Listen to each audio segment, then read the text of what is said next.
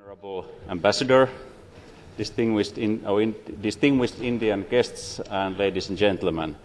My name is Mikko Kosonen, and I have the pleasure and honor to host the latter part of this afternoon's session, in other words, the panel discussion that we just have in front of us.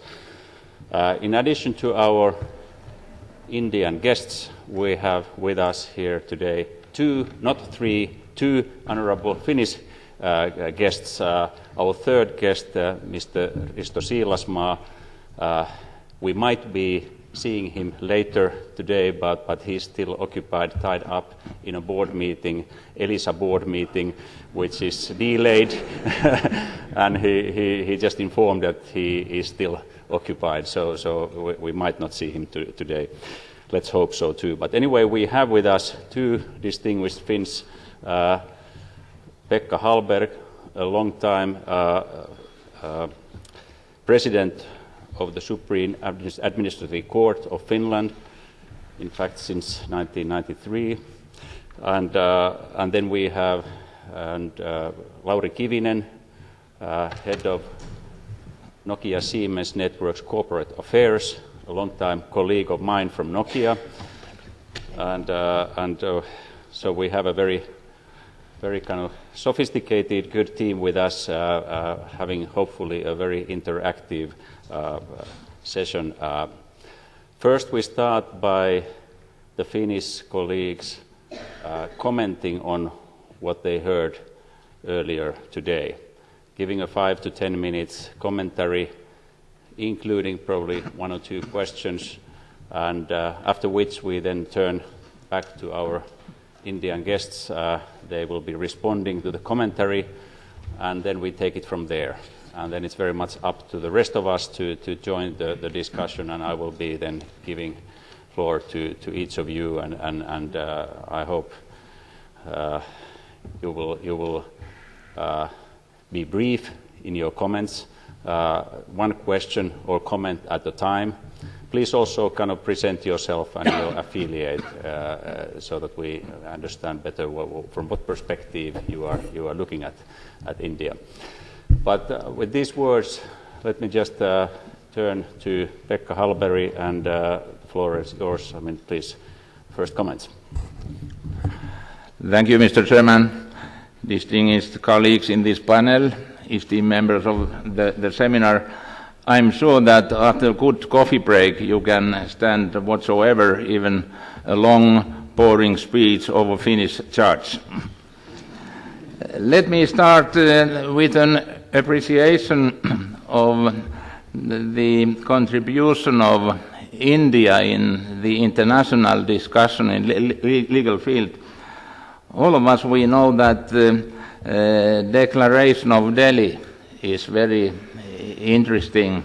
It was an international gathering of over 185 judges, lawyers and law professors from 53 countries, and they adopted the principles on the rule of law and a free society. We have here already heard about rule of law principle, and also what's the freedom in the Indian society. And I would say that this Delhi Declaration is one of the very important legal sources also when we are discussing about human rights in different countries. Also, I would say that India, of course, is a huge, big country with many states and territories, with a common law background and written constitution. It's somehow a mixed system compared with the British system, because the civil law system plays a very essential role in India.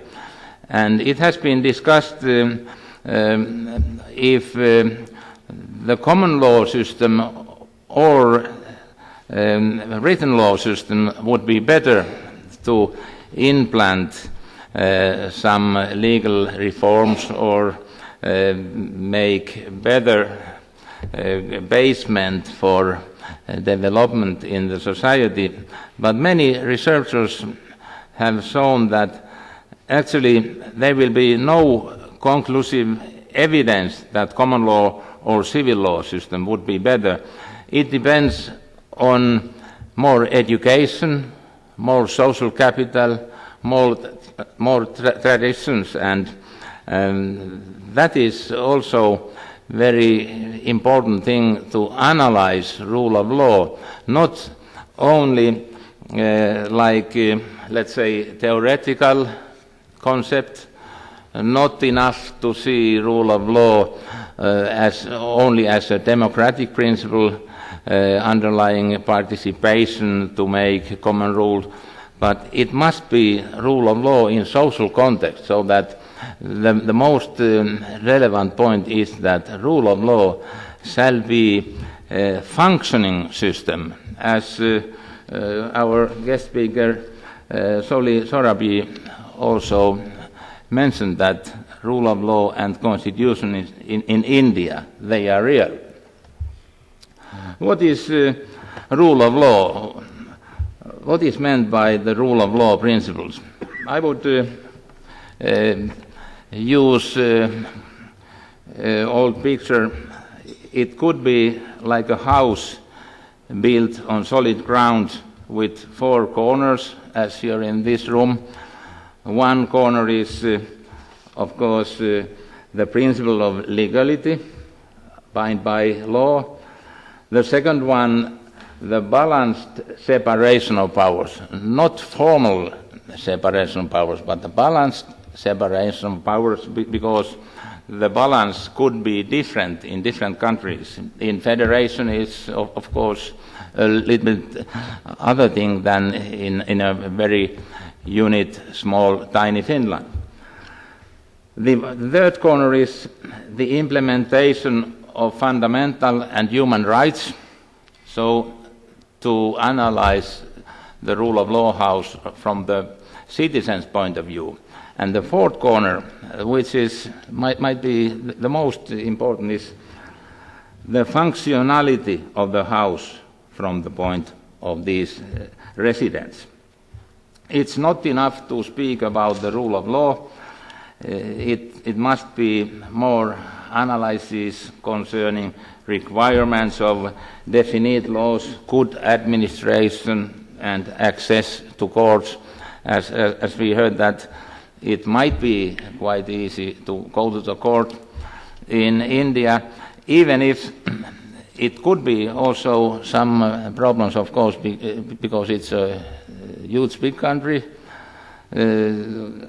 I've just found it in Indian economy blog in internet that there will be some 3 million cases pending in India's 21 high courts and 20 million in its subordinate courts, so that this delay of justice is sure one of the problems which has been analyzed, of course, in India. One thing concerning somehow Mr. Arun Shoure's introduction, because he has also been an economist in the World Bank, I found it one very interesting report. It's World Bank economist Kirk Hamilton's report named "Where is the Wealth of Nations? Measuring Capital for the 21st Century."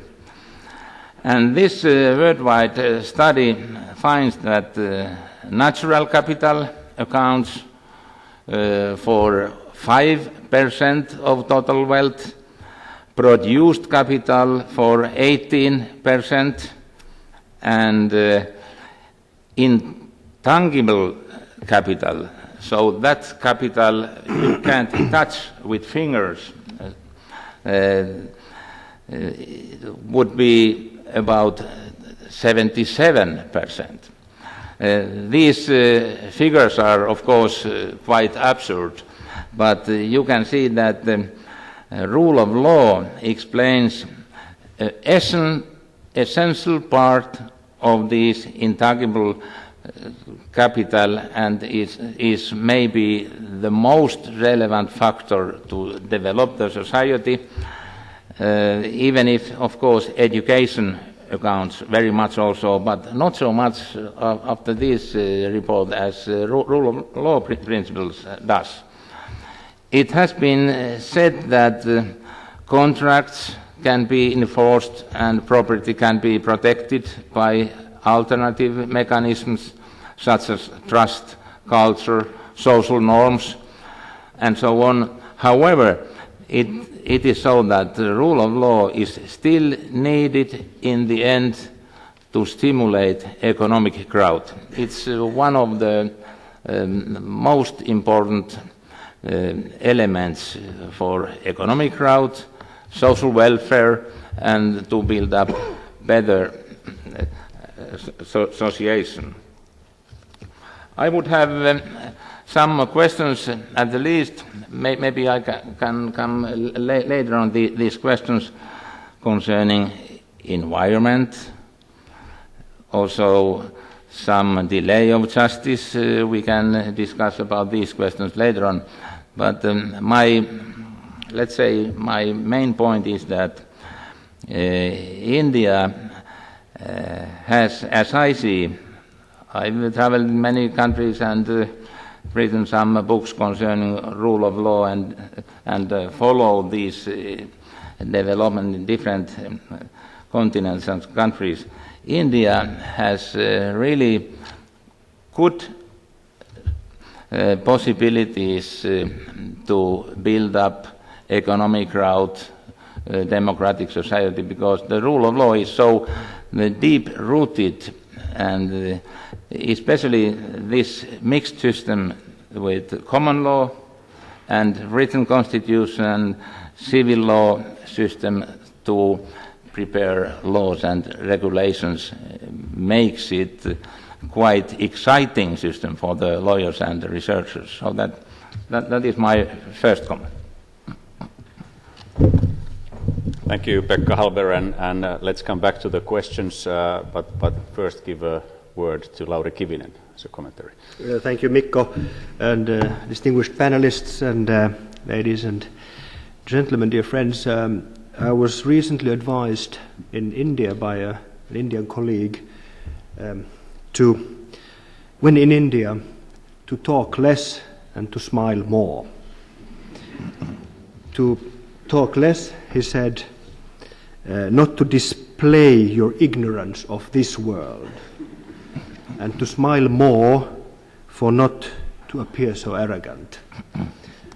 Keeping this in mind, I still dare to make a few comments, maybe from the perspective of the industry, because I have that role also in this panel. Yes, we are an industrial company in the area of telecommunications networks, which is one of the very, very fast changing and fast growing areas in India. When one visits India, it's remarkable how the moment you have thought that you learned something, it has already changed. We heard here before that some changes happen as slowly as a tanker turns, but I have also some other experiences that just when you have learned how business is done in India, how our business dynamics works in India, it is already changed. And this is, of course, one of the excitements and the challenges that many companies have on the Indian market. I don't want to make a company presentation, but I make one point on Nokia Siemens Networks. We have, in addition to the 6,000 people we employ in India, we have just recently made the decision to establish the global headquarters for our service businesses in New Delhi.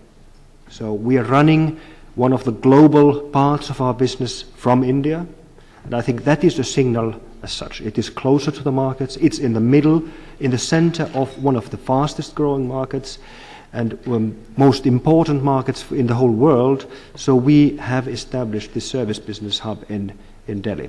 And it's not a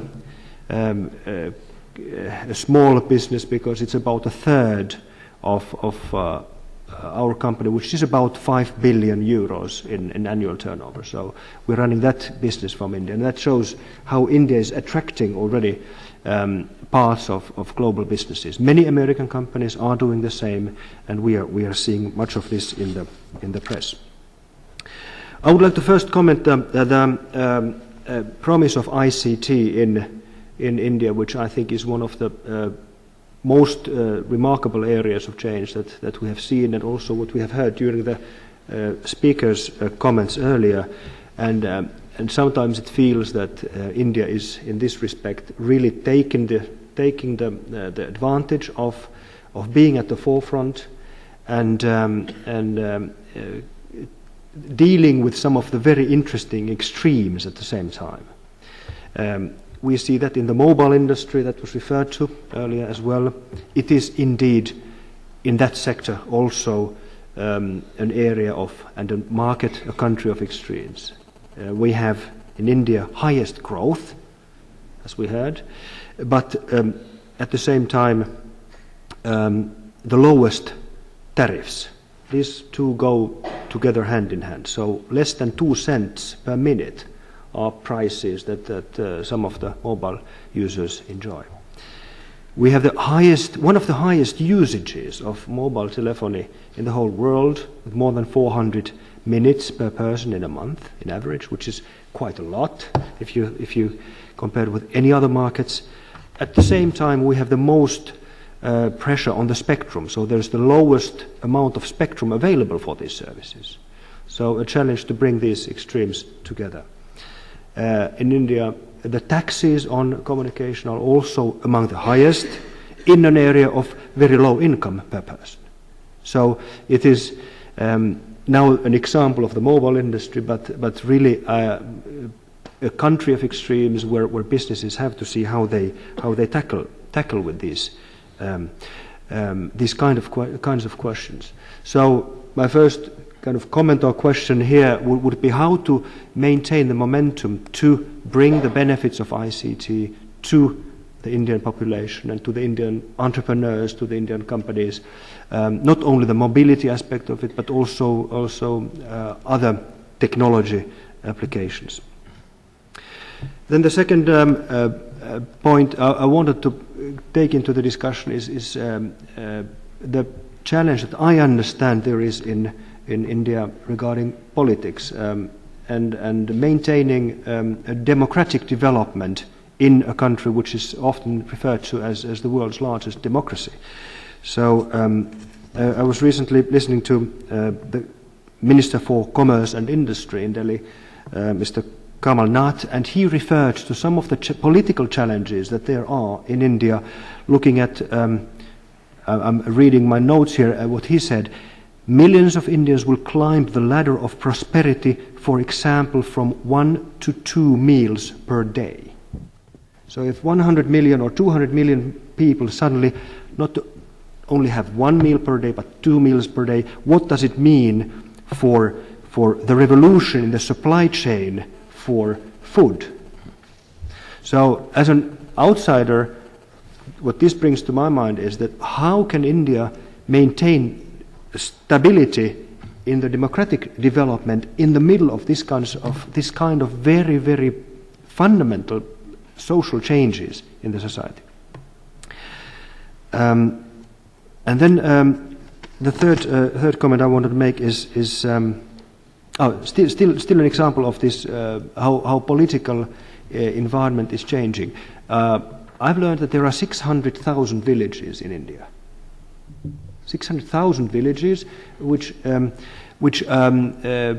the government has the target to connect all these villages to the telephone network in one way or the other.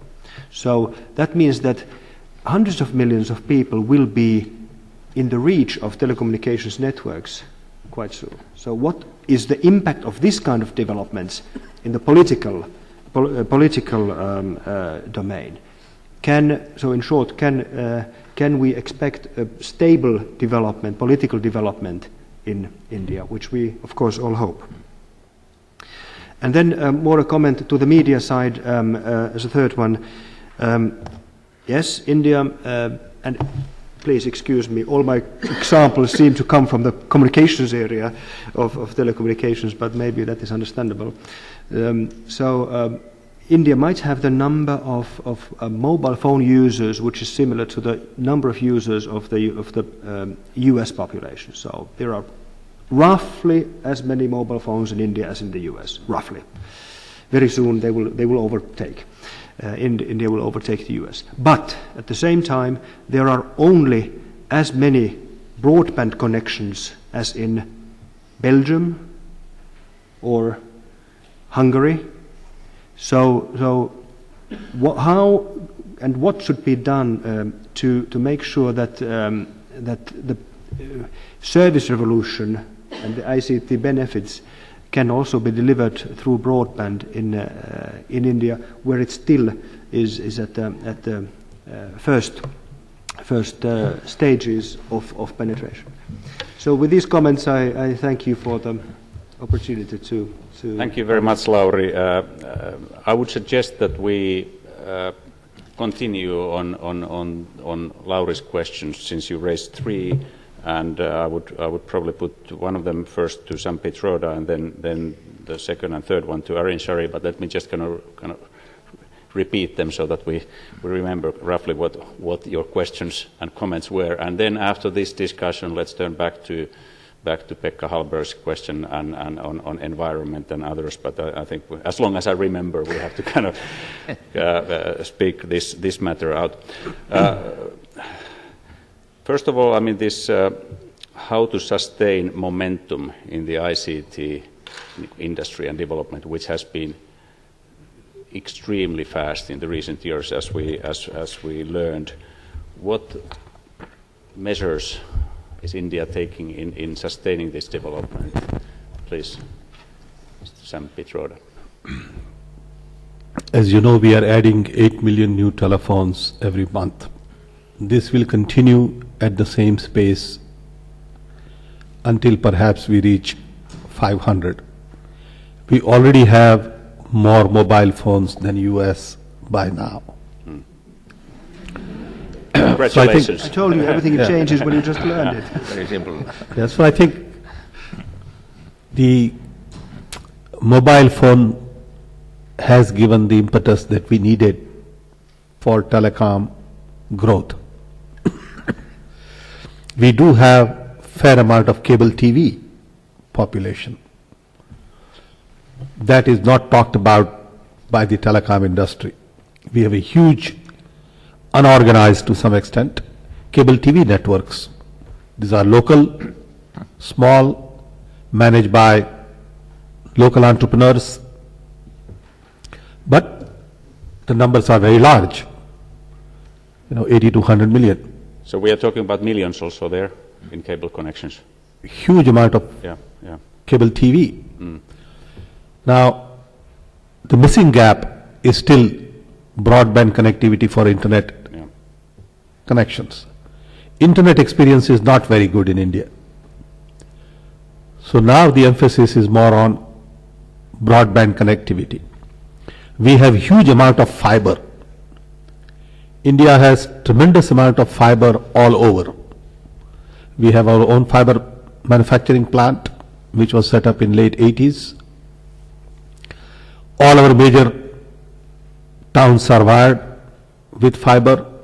Fiber goes to almost 40,000 villages with switching centers at these villages. So we really need to now set up the last mile for our broadband connectivity. But everybody is so busy adding mobile phone numbers, people are not paying much attention to broadband connectivity. So today those who need broadband get a card for wireless connectivity. And we have not really gone to landlines to increase broadband. It will happen. It's a matter of time. You can get DSL today in major cities. DSL is very cheap, cheaper than anywhere else you can find in the world. MTNL, BSNL, which are two government-owned companies, provide broadband connectivity on the spot. So it's all happening. So you are not seeing the kind of the shortage or the small amount of broadband connections? I don't see that as a challenge. It will happen. Yeah. It is not happening fast enough. Yeah. Mainly because the growth in mobile is so fast, everybody is focused on those numbers. ARPU is very low. So we need to find more applications. We need to find rural applications, applications for agriculture, applications for education, entertainment, to really increase our ARPU. Our ARPU is the lowest in the world, perhaps. Okay.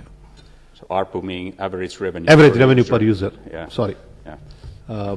So I think applications are the next big wave. Broadband is the next big opportunity, and it will happen. It's a matter of time. Okay, spectrum is being allocated effectively. More spectrum would be available. We have enough spectrum in the country. And we are also working with other government agencies to free up the spectrum. So all that is part of the process. Okay, deregulation is already in place.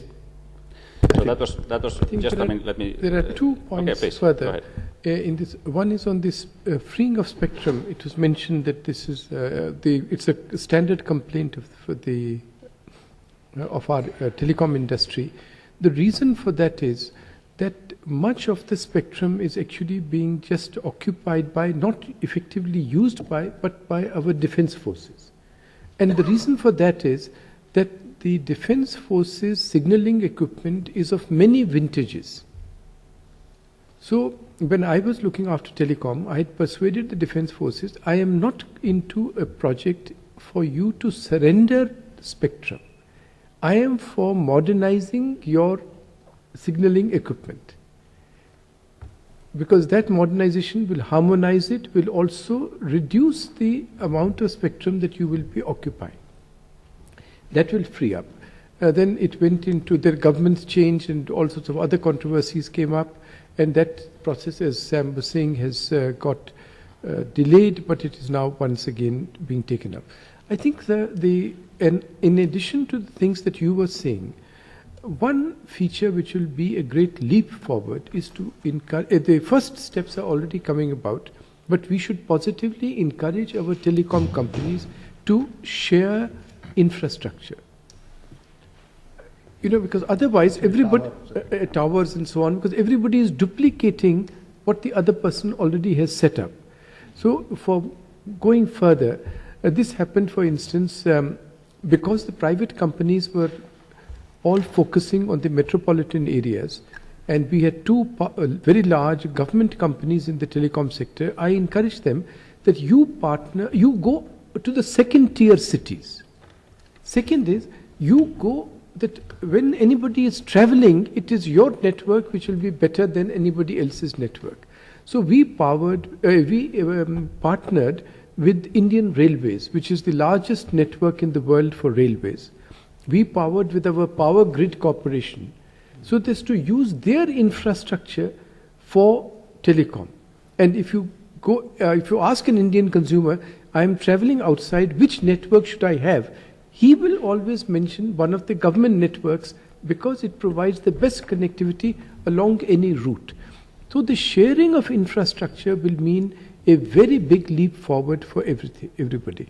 And I'm also a bit disappointed at the fact that the ADSL technology, which could really have provided us broadband very swiftly by using the existing very extensive copper wire network, that has not been used, that has not been pushed as much in the last 3-4 years as could have been done. So, as Sam said, there are many solutions possible, and the pressure of the market is such that even in telecom, there is no apprehension that in the foreseeable few years we would be running out of momentum. So, one last point to that. As I said earlier, we have access fiber all over the country. We also own two companies in India own one Flag, which is the largest fiber company for international. Another one is Tyco, which is owned by Tata. So India has a huge fiber network, and I wouldn't be surprised if we go to fiber to the curb soon. Again, leapfrogging. Okay. Thank you very much. So we learned that the capacity will not be a shortage, nor spectrum for India continuing on the high momentum for becoming really continuing this way further.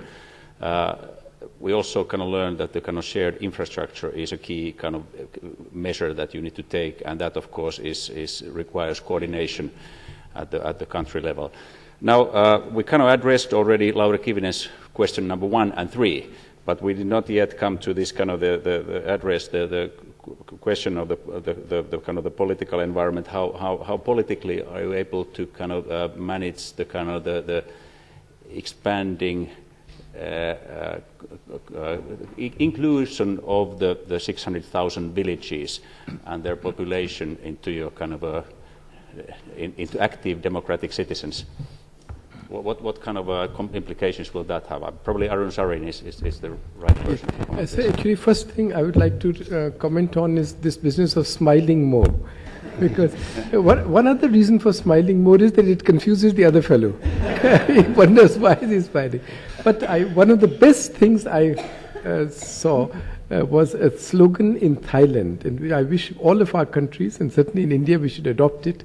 The national slogan was, Sam, all those who smile thrice a day will please make it 6 times. And you will get much greater stability even in political matters. But on how 600,000 things are to be, the 600,000 villages, you see, it is very important to remember, we think of unchanging villages or growth not reaching, and true, disparities are an important issue. But please remember that the fastest growing sector for these FMCGs, the fast moving consumer goods, is rural India. So incomes in rural India are growing and are not being noticed by the press because the press does not visit them as often. That is one point. Second is the adoption of new techniques, new crops, hybrid seeds, demand for irrigation water is intense in the rural areas. When I am from a state called Punjab, and we are sort of regarded as the granary of India in terms of supplying much of the government food stock, food stocks in staple grains. Now, when the Green Revolution took place in the 1980s and these hybrid new high-yielding varieties came into being, there was a black market in improved seeds. Everybody had said this traditional Indian farmer will not adopt new seeds. Today, even in spite of about 7 years of government controversy, Government of India has not come to a view on BT cotton. But in Gujarat, it already is, it has swept the whole area. And from about the production of Gujarat has increased by about 7 times in cotton in the last 5 years. So the farmers and all are being underestimated in regard to, and we always think of disparities partly because of these World Bank studies and so on, but also while it is real, please see the real change that is taking place in those areas, the speed with which they adopt new things.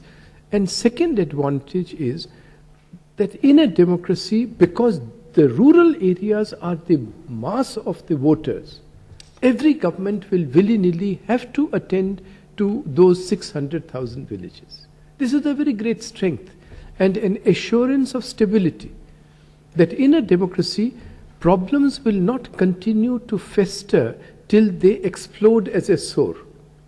A corrective comes about much earlier because governments have to go back to the people again and again.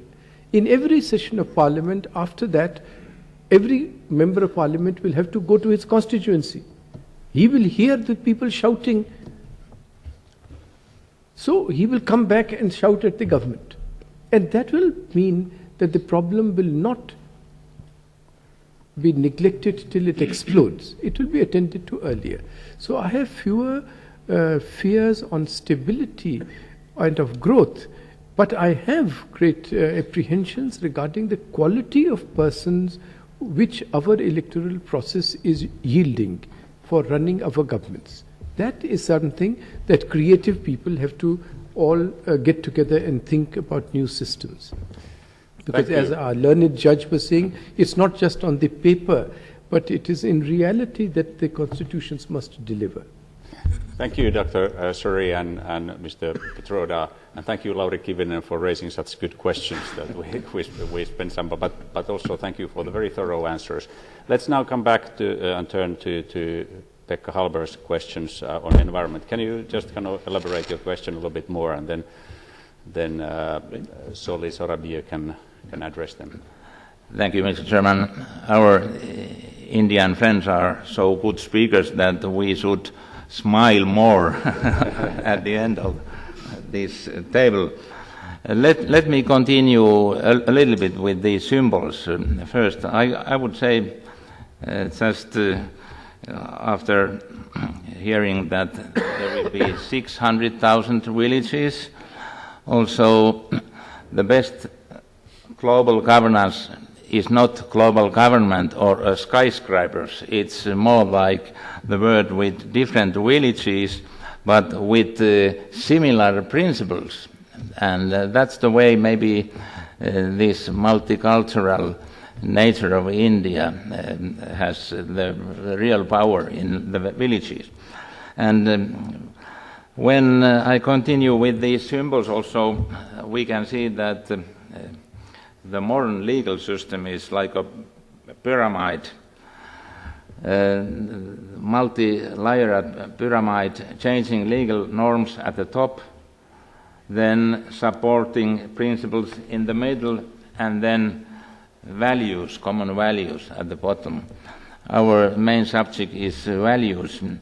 In some legal fields, it's very difficult to make new real reforms, and one of them is climate change. My question is concerning climate change and environmental problems.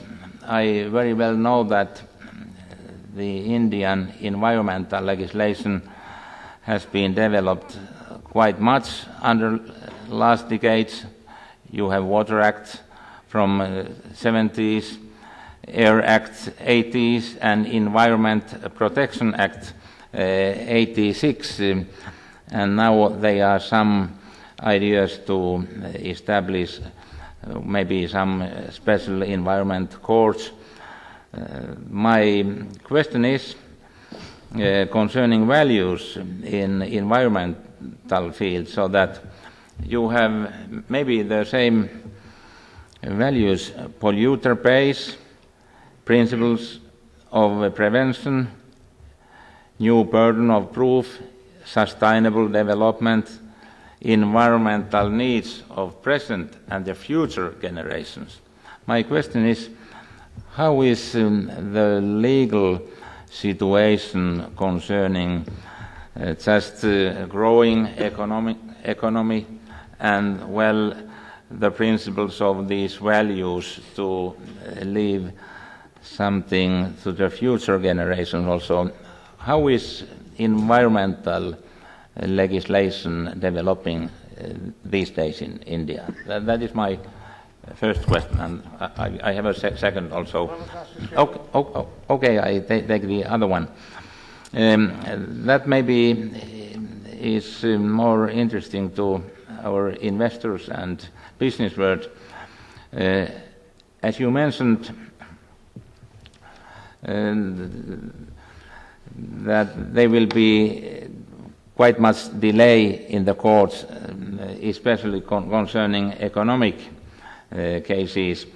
There has been made many proposals to take proceedings more effective for high-tech, fast-track commercial cases, and there are some commercial divisions in high courts in India. How is the situation concerning these business cases in India, especially concerning foreigners and foreign investments?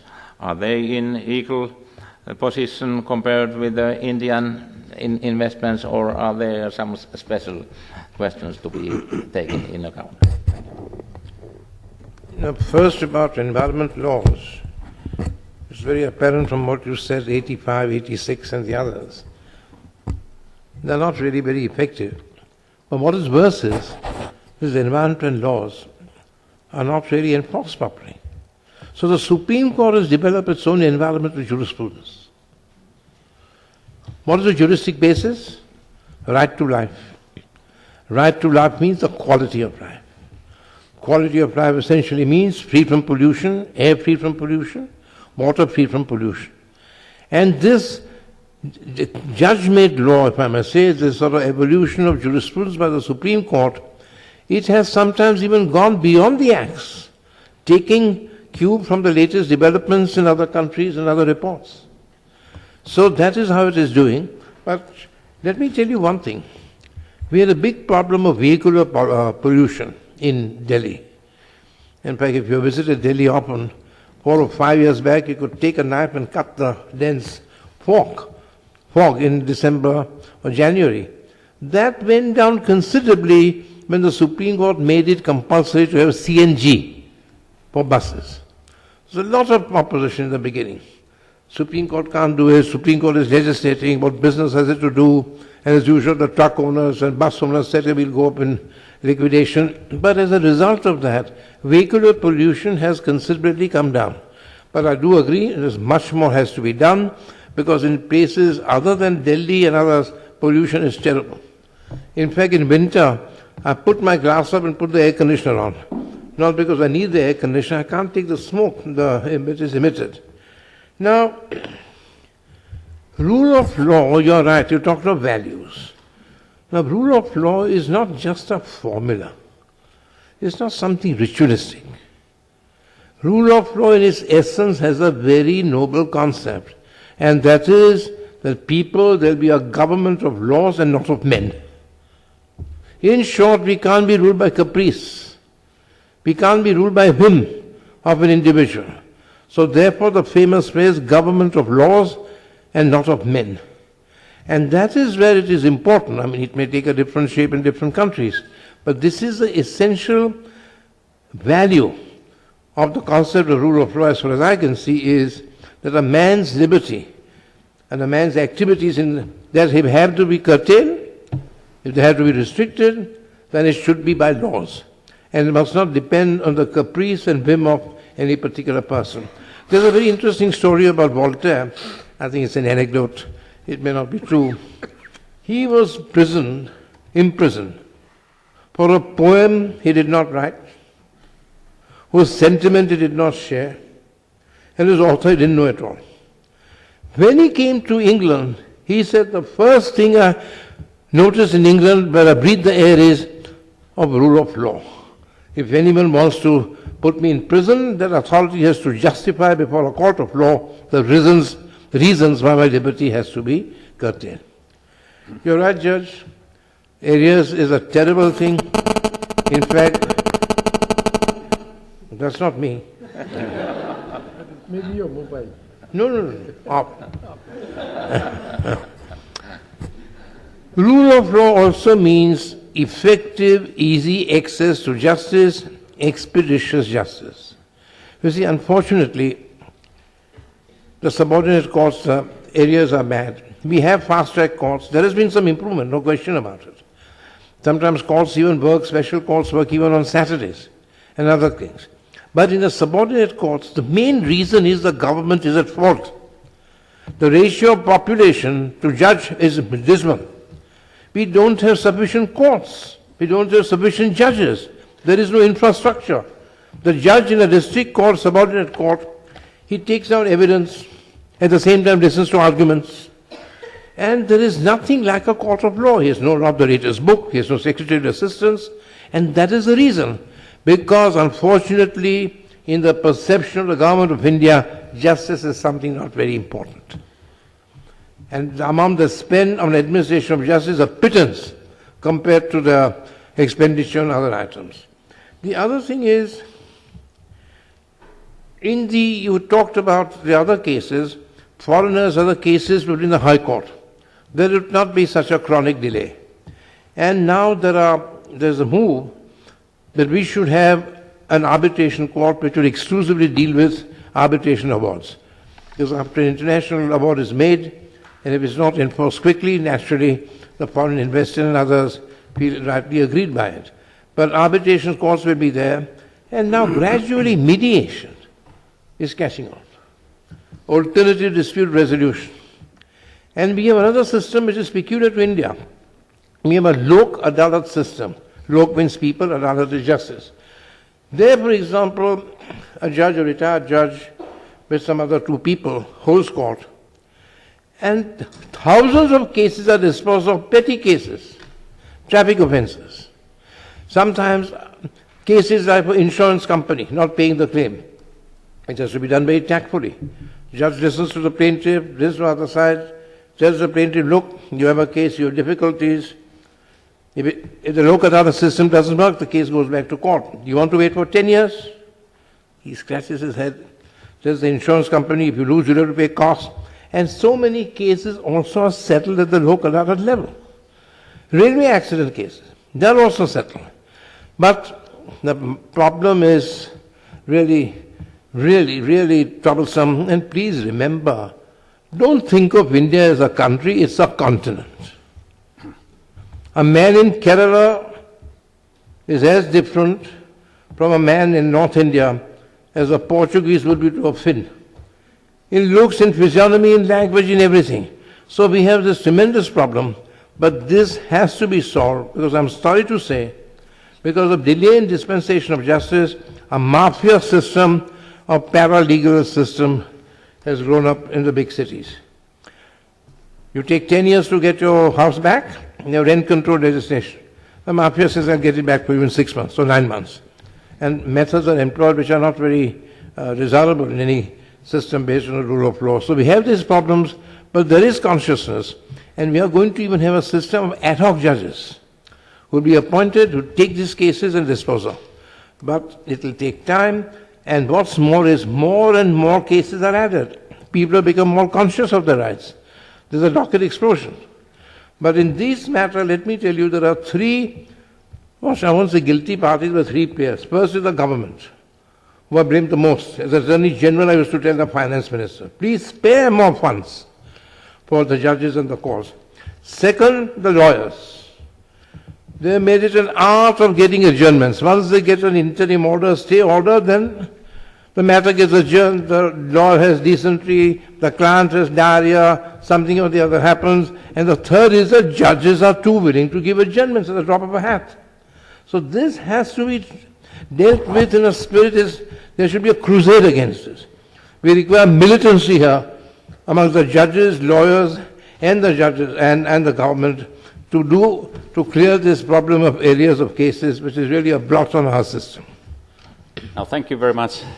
Now I promise to the audience that I won't give the panelists any more questions time, because we still have a few minutes time for the audience to ask questions. So we have a few hands up. So why don't we start here?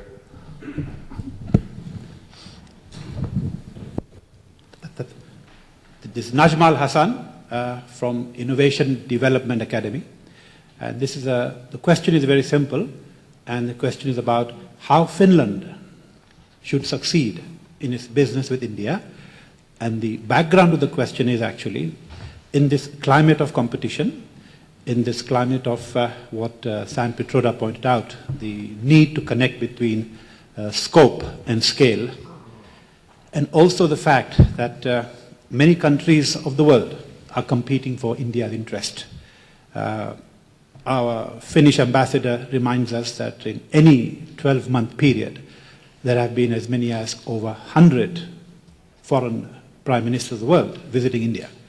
And as we are talking now, the British Prime Minister Gordon Brown, with a large business delegation, is visiting India. Nordic ministers are lining up to visit India very soon.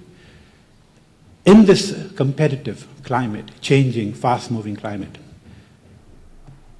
the question to the Indian panelists in particular is, how does India see Finland, and how should Finland respond and prepare for business with India? Okay, In particular, to connect the economy of scope with the economy of scale, because there are many, many countries offering lots of scopes to India, and the opportunity for scale globally happens to be very limited for the next 30 to 50 years. Okay, thank you very much. Probably if Arun Shourie wants to kind of start and then, okay, please. Sam? Or Sam Pitroda probably also have something to say on this. I think, to me, this is the crux of the matter. A 5 million population, to me, is an ideal laboratory on a global scale. But you got to take one or two specific items and see if it can be scaled for a population of 1 billion people.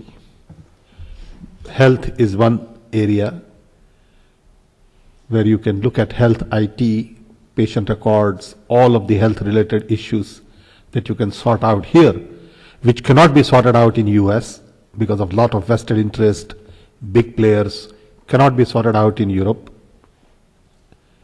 UK or France. But if you look at Finland and say we will try health IT as an experiment and then take it to India and 5 other countries for scaling, I think that's an example. Or, like I said in my talk, that we need 500,000 truck drivers. Is there a great school to train truck drivers here? I can take that technology, whether it is simulation or whatever, and scale it in India. There are lots of examples like this, but you got to take 2 or 3 and try it and learn from those examples. Then you can look at this as a laboratory for the world. I think it can be done, but you need a different mindset. You need ability to work together. You need to appreciate the economy of scope. You need to appreciate the economy of scale. There will be different business model. There, you can't take the same business model that you have here and hope it will work there, because the cost structure is very different. You may be able to train a truck driver here for, $3,000. In India, it may be $30 or $300. So I think these are the issues you need to try it out, learn from it, and then time will tell us. But in concept, it makes a lot of sense to me. Thank you very much. I would not be worried about prime ministers coming. They come only for photo opportunities. They are not the ones, those occasions are not the ones which actually result in lasting collaboration. Just as many prime ministers are coming, many other business delegations may be coming, but there is no difficulty because there are many things have to be done. Even if 20 other countries are doing collaboration with India on 20 projects, you can be sure there are 100 other things which need to be done. And I could give an example of environment. You see, just look at this. This is in the entire wonderful forenoon that we spent in Sitra.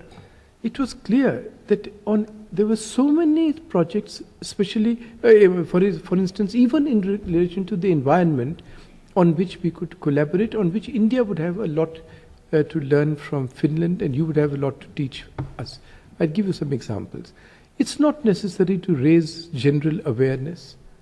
As Mr. Sorabjee was saying, actually every asthmatic knows the pollution of the air in Delhi. So you don't require sophisticated sensors or measurement instruments. We should shift to solutions.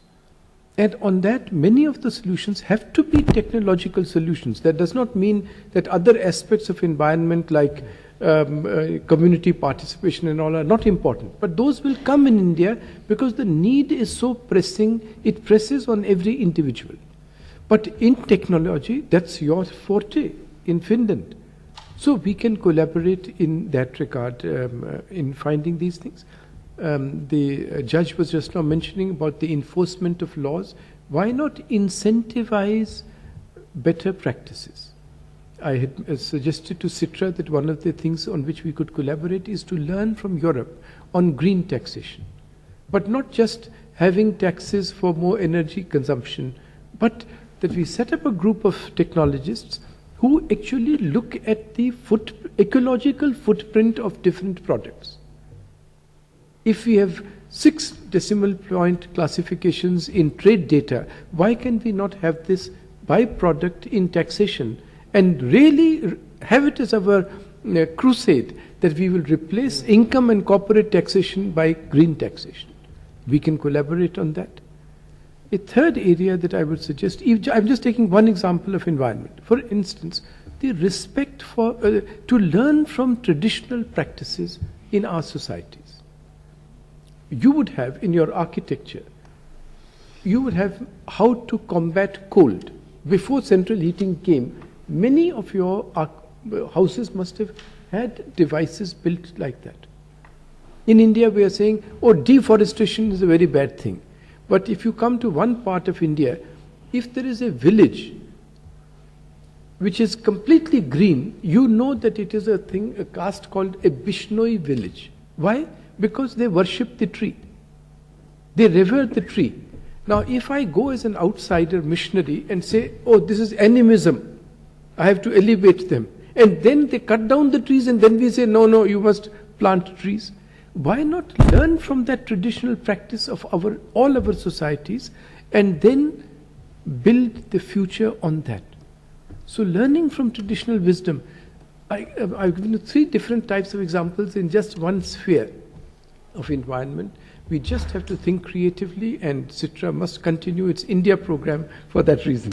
Thank you so much for the very good practical advice for the Finns. I mean, how to do business in China, in India, and how to really build on the kind of the combination of economies of scope and scale. Now, may I just say 2 words? What would India about Finland? Yeah. Today we were at Sitra, and we were impressed by the thoroughness by which they are carrying out different projects which we have used to India, and the dedication with which it is done. I think India can learn a lot, India can gain a lot as a result of this, and in India there won't be any fear about Finnish imperialism. Yeah. Finland is not interested in colonizing or anything like that. Finland also is not a member of NATO so far, but they're apart. And for Finland, for India, I can say only one thing: you're going to a country which is not a banana republic. It's a country which is basically based on the rule of law and respects the fundamental rights of everyone, citizens and non-citizens, and that's your greatest guarantee. Okay. One last question, which I promised to take from the kind of internet, and I already slipped part of it through because I mentioned the word China. The question from the internet was that how is India competing against China? Someone else this question?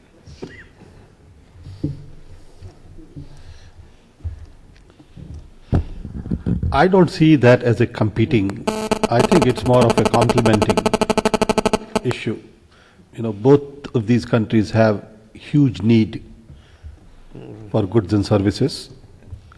India is good at what India does. China is good at what China does. So I don't think there is an issue of competing. You see them There's an issue of complementing. Yes. Okay. In the world. Okay. As usual, in India we have many different perspectives. So I feel there is real competition, and especially because China will translate its great economic success into military might. And it has a view of Asia and the world, and we should not disregard that in this way. But there are different strengths. For instance, on the companies which have set up business in both places, in Germany I was told that one of the rules that they have, one of the deductions they have made is that if you want to set up your project fast, go to China. If you want to make money, go to India. One complementarity between the 2 societies. But one mantra for doing well in India I think, I do not know that much about China in this regard, but is a very good example that was given on behalf of Nokia at the beginning by Laurie at the beginning of our panel.